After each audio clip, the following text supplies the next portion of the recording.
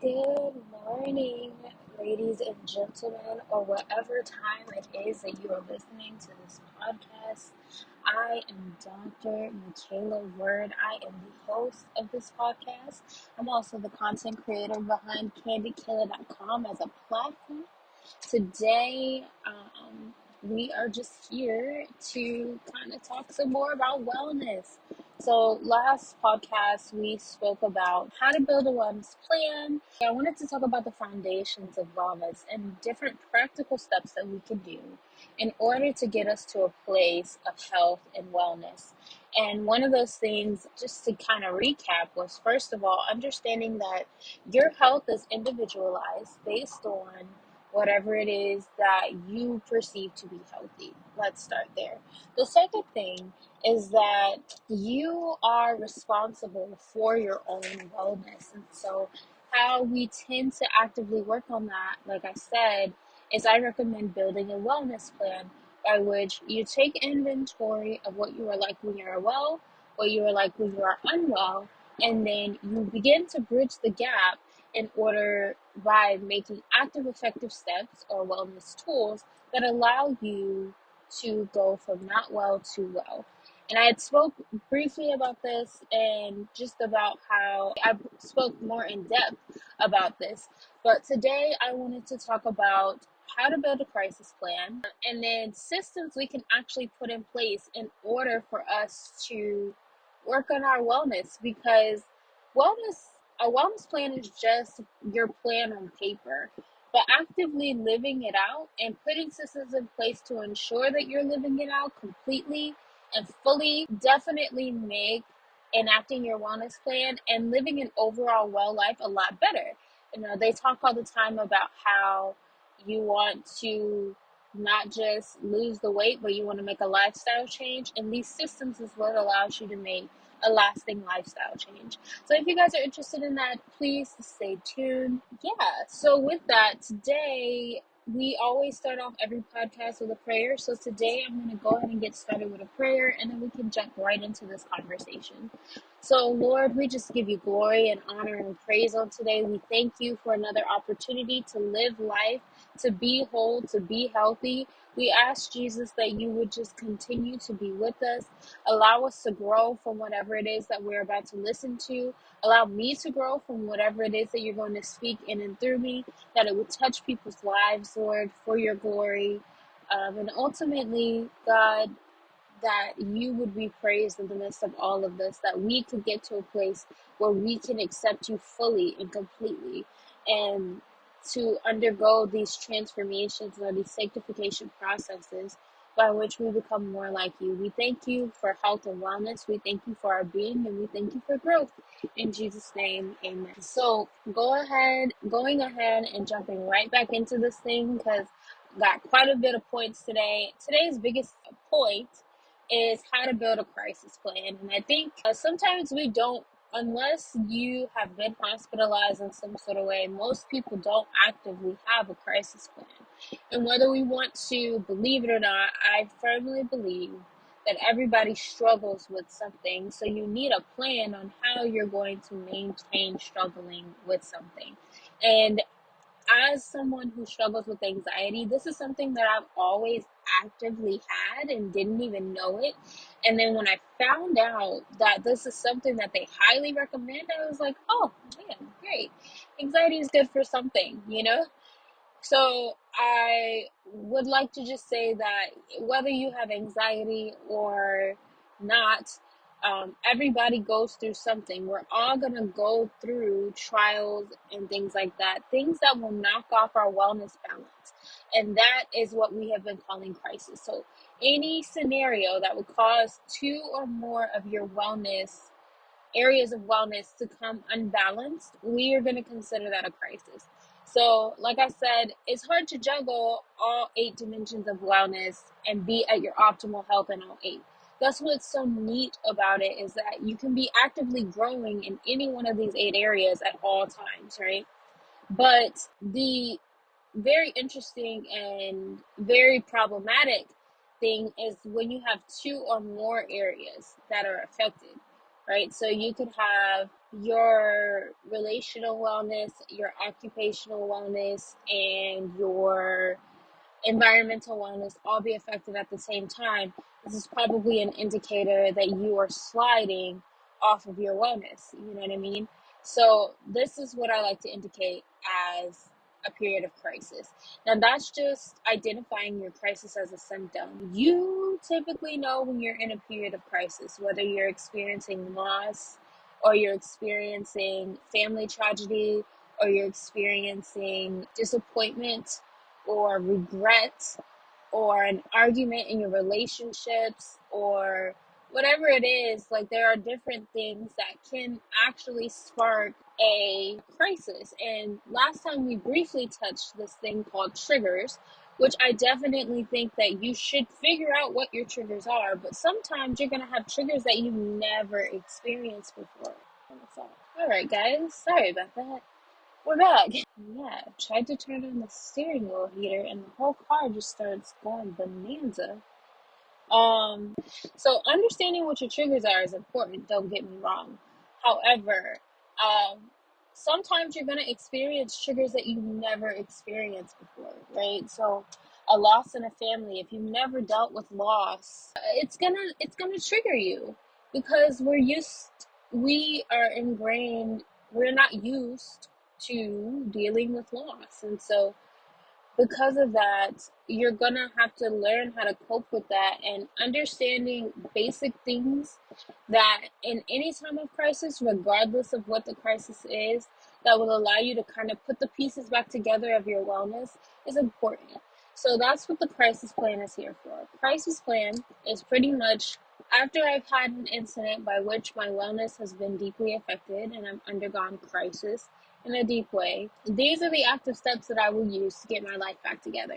Very similar, like I said, to, what do you like your how to get your wellness back together steps, like when you're sliding, how to get yourself back together. But this is more so like while you're kind of in the thick of it too. And so for some people, that might be a hospitalization. So identifying your specific psychiatrist or hospital that you like to work with, that treats you well, that advocates for your needs. Not all mental health institutions are created equal. So definitely finding a place that best caters to you and how you feel you should be treated in a time of crisis. And that could mean different things for different people. It doesn't always mean medication. It doesn't always mean hospitalization, but in this case, I'm just mentioning hospitalization first. I think knowing that or having that if you need that is important. The next thing you want to identify is, okay, if hospitalization isn't the way for you, well then what is? Do you need to take time off from work?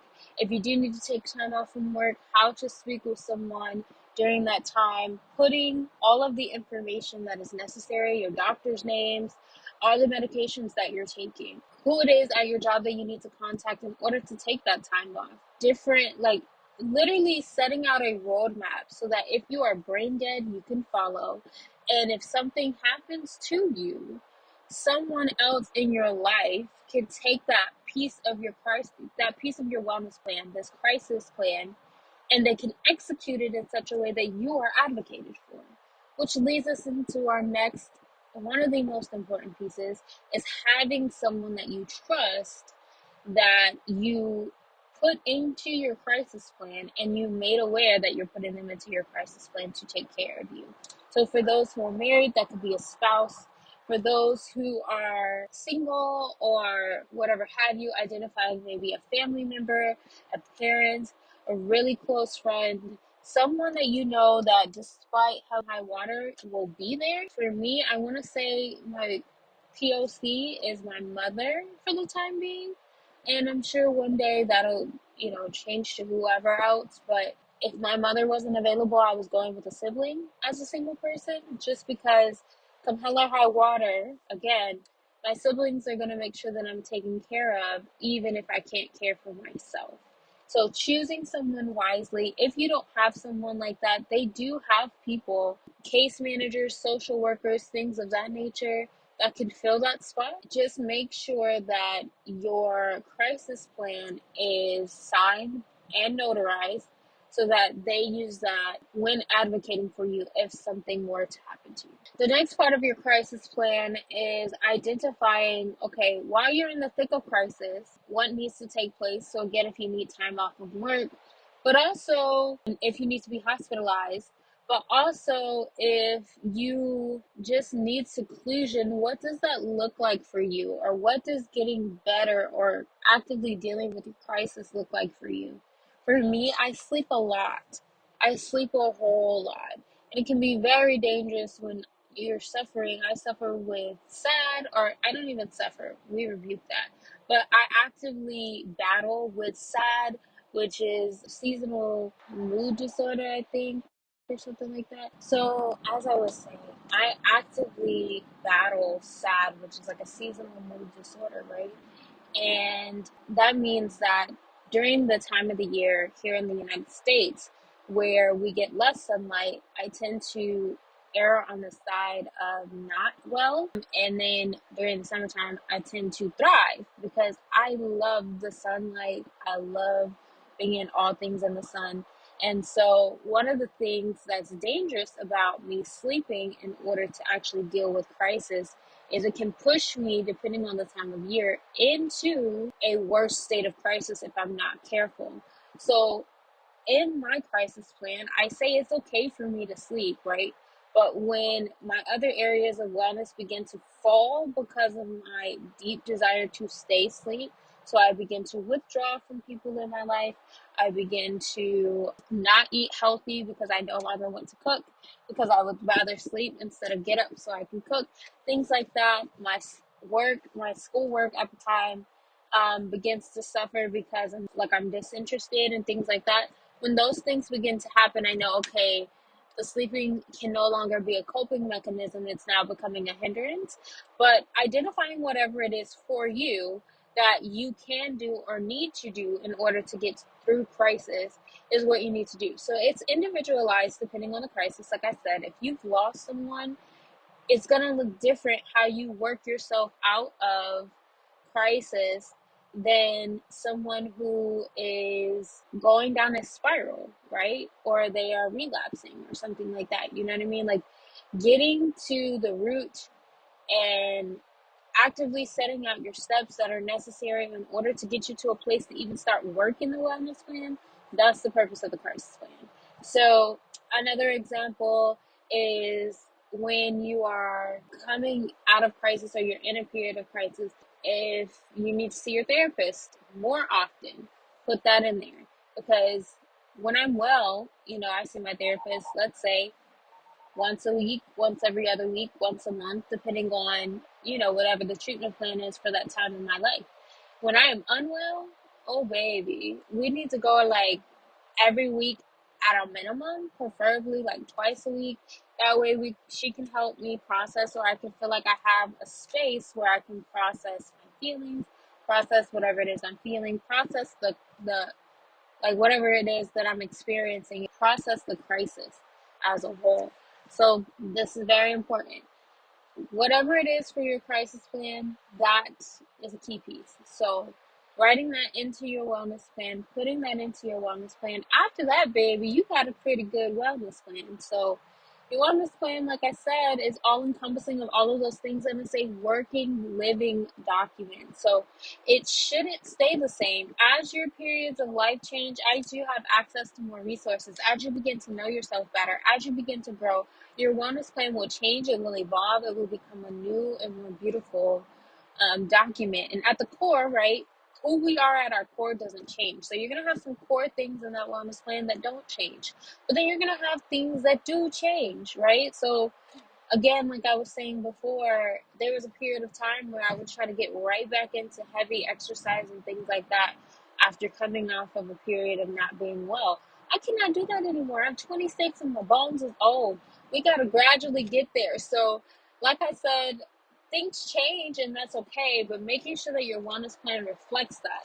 So that, again, if an outside person comes in, they can read this document and they can help you in whatever ways that you need to be helped. Again, I feel like I said this last time, but you got to write it down. You got to make it plain so that as you're in the thick of life, as you're running the race of life, someone else can come along and be like, oh, this is that area.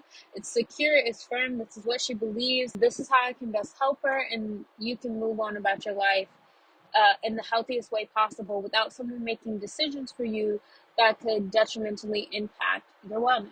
So, the next part of the podcast is dedicated to the beauty of the systems of wellness. I did an entire video on YouTube about this as well, linked in the description box as well as the show notes. And these systems are what allows you to make wellness a lifestyle change, and it makes it a lot easier to make it a lifestyle change versus just taking care of your wellness or having this wellness plan and never looking at it again. Like, you want to actively live the life that you're setting up and understanding that this is your life now. Like, if you are serious about your wellness, then you know that you got to make it a part of your everyday life. You can't just choose to worry about your wellness when you're unwell. It's too late. The goal of wellness is to ensure that there's less frequent crises that you're having. So from day to day, you should have more good days than bad days. This is the goal. Doesn't mean that we're always going to be there, but it is the goal. And so working through that requires putting things in place that every day you can work on your wellness. So I like to recommend two things. I like to, again, recommend this gradual process. Everybody integrates their wellness differently. But for me, it was a whole lot easier to build systems that were ingrained into my daily routine.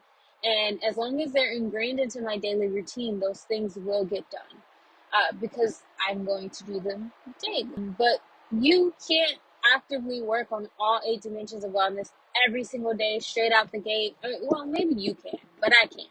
So I made it a gradual thing in order to change my life.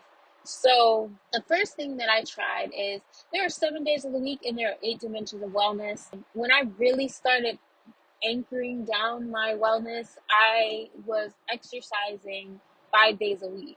I am no longer a child. I am lucky. I have just gotten an Apple Watch. And so I just started closing my rings every day, but actively exercising every day, she does not. So because of that, I was using my physical wellness as my everyday wellness tool. And then for the other 7 dimensions of wellness, I chose a day of the week to focus on that specific dimension of wellness. This way, throughout the week, I know that I've done something small that impacts my wellness every single day. Prime example. So again, understanding your physical wellness is something that you participate in every single day, right? So then on Sunday was dedicated to emotional wellness. And so I would take inventory. I would make sure that I journaled. I would go to church. I would say listen to a sermon because this has been primarily since we've been in quarantine. But on Sundays, I would take inventory of how I felt and I would plan out my week in such a way that I could set myself up for success. But that is best done that is best done after you have taken inventory of your life and taken inventory of how you feel about your life. So if I felt sad, I would go do something to make me feel better. If I was dealing with something emotionally, I would go and I would try to work that out as much as possible so that I didn't carry it into the week. Now, this doesn't mean, again, these are in periods that aren't necessarily in crisis. So that doesn't mean that I'm gonna have it all figured out right before the week gets started, but at least I had that time set aside on that day to manage that and to make sure that I'm being attentive to that so that I don't have things that just come out of nowhere and start bubbling over. No, I've been taking inventory weekly at a minimum of how I feel about certain things, and from there I'm able to make educated and informed decisions about myself and move forward. And I think that is very powerful. It's very, very, very powerful. The next day, I would do my mental. So Mondays were the beginning of the work week. Your mental is like, what are you going to learn new, things like that. So again, making sure that organization was there for the week. So putting together my bullet journal, making sure my bullet journal kept track effectively of everything that I wanted to learn, everything that I needed for the week. Also, just taking time out. Mondays are a really great time because it is the start of the week to introduce new educational concepts. So for me, I was learning Spanish as well as learning how to code for a while. And I'm still learning how to code and still learning Spanish.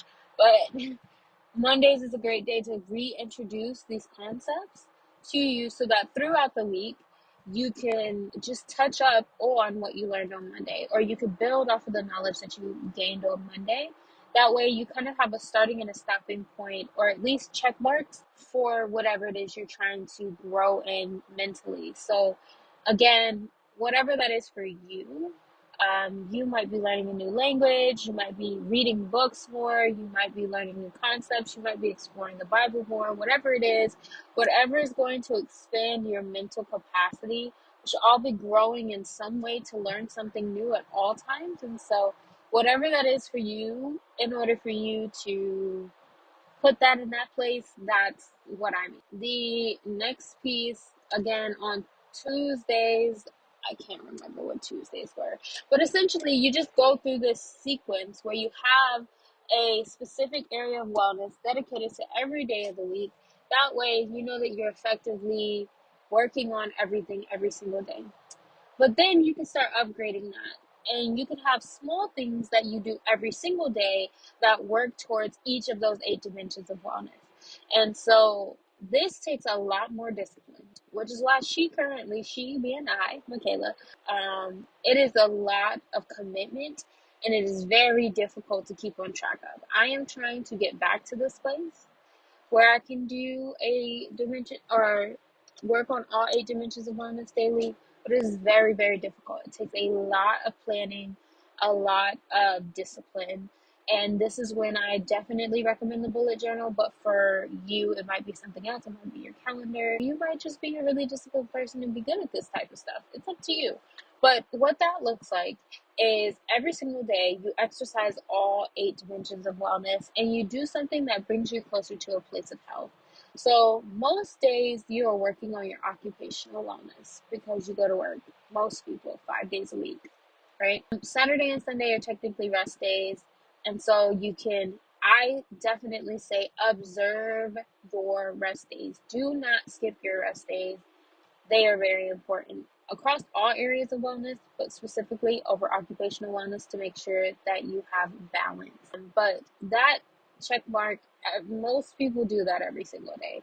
But being intentional about advancing your occupational wellness, right? So if I have a big project that I'm working on, setting out steps so where, okay, I'm going to get this step done on this day, this step done on this day, and so forth, right? The next area of wellness is, again, your emotional wellness, taking time to journal daily, taking time to take emotional inventory daily, going to therapy, talking it out, things of that nature. I can't say that I do that every day. I try. I really, really do try. And when I'm fasting and things like that, it's definitely a lot easier for me to do. But yeah, it's just very difficult. I'm busy and I'm like, I just don't feel like it sometimes. But journaling every day is a way to take inventory of your emotional health. Mental wellness, right? I like to use apps like Duolingo and coding apps and things like that that allow you to do like code daily or learn something new Spanish wise daily. I don't know if Duolingo is necessarily the best for that. Duolingo is best for like repetitive type things. I definitely would prefer like a flashcard style system. But I also just get that from the people in my life who do speak Spanish that I interact with on almost daily basis. I'm learning something Spanish related every day. As for coding, child, I can go days without, like, I just get tired um, because it's very difficult for me. So I just get tired. But having those rest days, even when it comes to that, are important. But for you, it might be reading your Bible more, reading more books. I do not.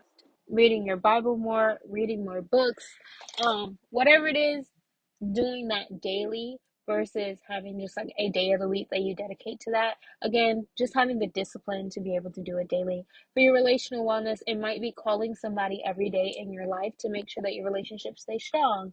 Or if you're married, doing something very intentional for your spouse every day. Or if you have children, making sure that you do something cute for your children every day, or making sure that they know that you love them and things like that every single day. It just depends on what it is that you are trying to do. But overall, insert whatever it is that's going to grow those individual areas of wellness for you and tack that into a daily task. Just make it into a daily task. If exercising is your thing, okay, we're going to walk every day for 15 minutes. Start off there. Things like that to make sure that, again, you're working on all 8 dimensions of wellness every single day. Now, the environmental wellness piece is what a lot of people struggle with. And, you can do small things like remembering to recycle and things like that, but you can also do very unique things like making sure that you clean your space, because the space you live in is just as important to your environmental wellness as recycling and all of those types of things, right? So, understanding the impact that your physical surroundings have on you. And so it could be making your bed every day, or doing laundry every day, or whatever it is that works for you.